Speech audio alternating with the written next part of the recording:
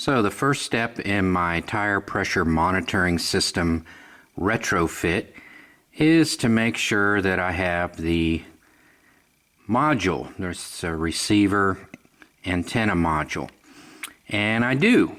So it is located in the passenger footwell, and it's behind the kick plate. So I'll reassemble this because disassembly is pretty easy.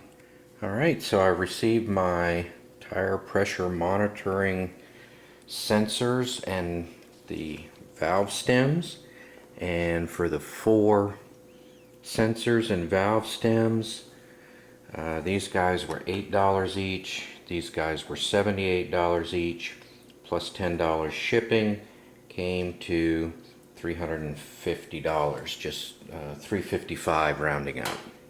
So after reading the installation instructions, I figured out how these guys work. This sensor is basically independent of the valve stem. The valve stem has nothing to do with the sensor and transmitting the data to the car to let you know if a tire is low or if it's inflated correctly. What this does is when this is mounted in the rim, there's a filter back here, and the atmosphere goes into the filter. The pressure is monitored, and then, now this part I'm not 100% on, the centrifugal force going around the wheel activates it and transmits the signal. And in the US it's transmitted at 315 megahertz, if I remember correctly. It's on here. Yeah, 315 megahertz. And in Europe it's 433 megahertz. And also on here, which you probably can't see, is a date of manufacture and then a unique serial number. So that should be recorded if the shop is on its toes. Also, it says you should replace it if any of this is damaged back here, or if you use that goop to inflate the tire with, the fix-a-flat stuff, or if it's over 5 years old and you're not getting a signal. They last longer than 5 years. Typically everyone's telling me 7 to 8 years. But if it's over 5 and you're not getting a signal, odds are it needs to be replaced. So that's how that works. The valve stem is just like on your car. Currently, it's just a valve stem. It's just for putting air or nitrogen or whatever you're using into the tire to inflate it. And the way this thing goes on is like this. The screw goes on here.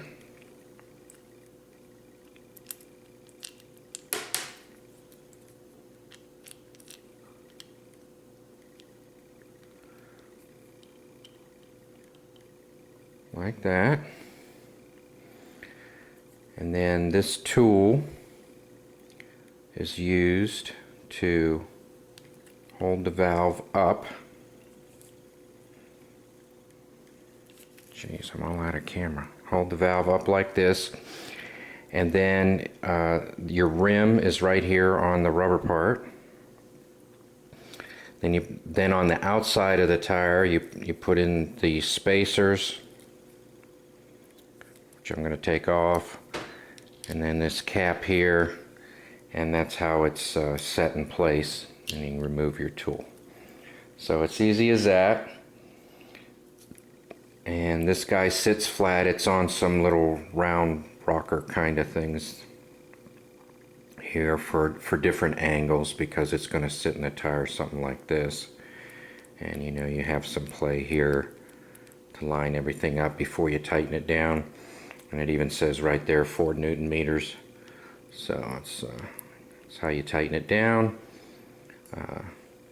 That little hole there is just for mounting.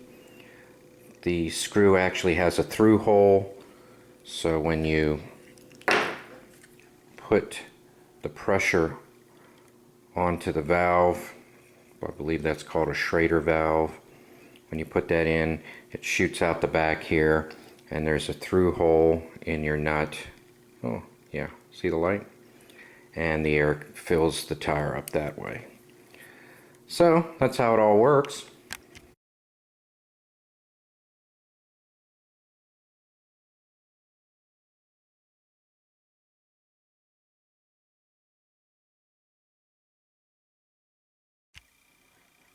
So the first thing you want to notice is I have a new symbol during the system check, which is below the check engine light.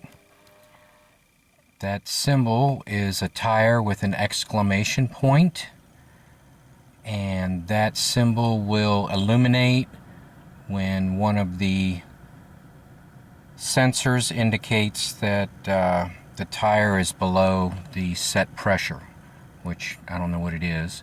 So that'll go out after I start the car. There you go. Now after I start the car and scroll through the main menu, you'll see that I have tire pressure indicated on the different tires, which it looks like I need to even them up a little bit. So that's pretty cool. There's my car. Even has the cute little hood ornament on it. Oh, how cute.